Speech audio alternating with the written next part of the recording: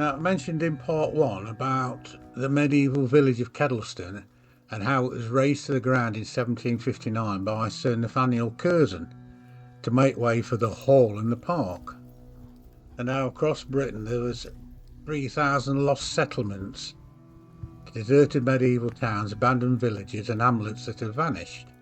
And now it was a feudal system with the aristocracy, the royalty being major landowners over the past few centuries by stealing the land and moved whole or destroyed whole villages just to make aesthetic changes. And it seems they're still profiting today from it.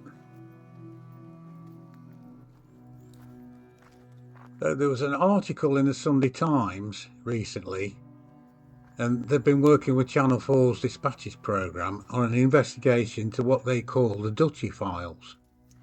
A duchy is a territory of a duke or duchess, a dukedom. And these duchies are generating profit by charging the army, the navy, hospitals, prison service, schools, councils for the right to use the land, rivers and seashores, which include the RNLI lifeboats, and it's all seized from for the duchies in medieval times. Now, I read that the Duchy of Lancaster raised 27.4 million for the King last year alone, and the Duchy of Cornwall only raised 23.6 million for his oldest son. And the Duchy of Lancaster, represents for the King, will charge the NHS 11 million over the next 15 years for the right to park ambulances in one of its warehouses. And then you've got the Duchy of Cornwall, which is Prince William's sideline, receives a rent for Dartmoor Prison in a contract under which the Ministry of Justice will pay 37 million. Now, it's annoying, all these organisations are for the public good. The Army, the Navy, hospitals, schools, councils, prison service. We actually pay taxes to contribute to these institutions.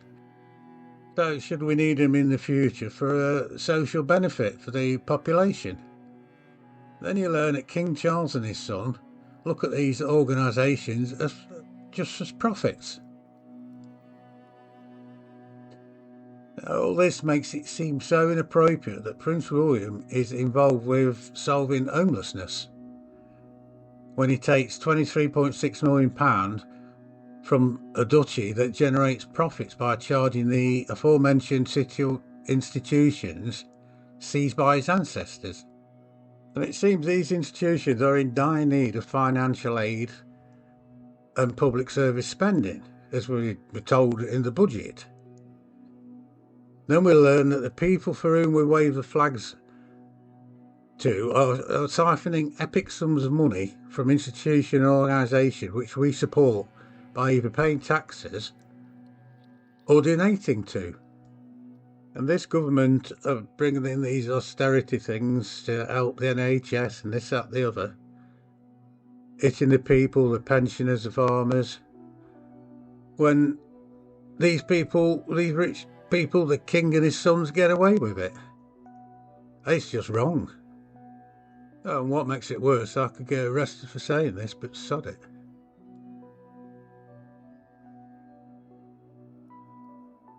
As you know, I'm not usually one for social comment, but this just galled me, this when I read it. Let me know what you think.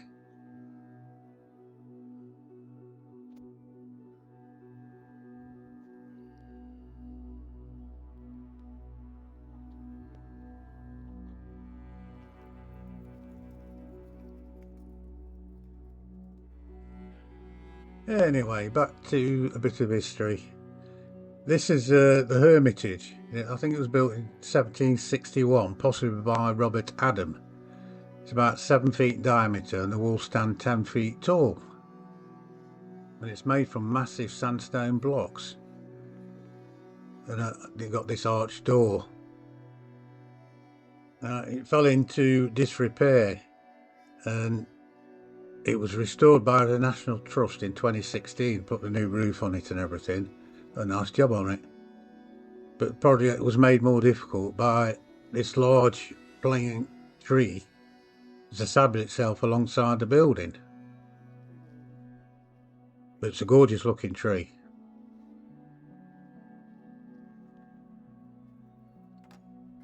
Now, it's said that in 1760 Lord Scarsdale and Robert Adam conceived a circuit walk around the park at Kedleston, with views into the house and out into the country beyond, once it got rid of the village and the people.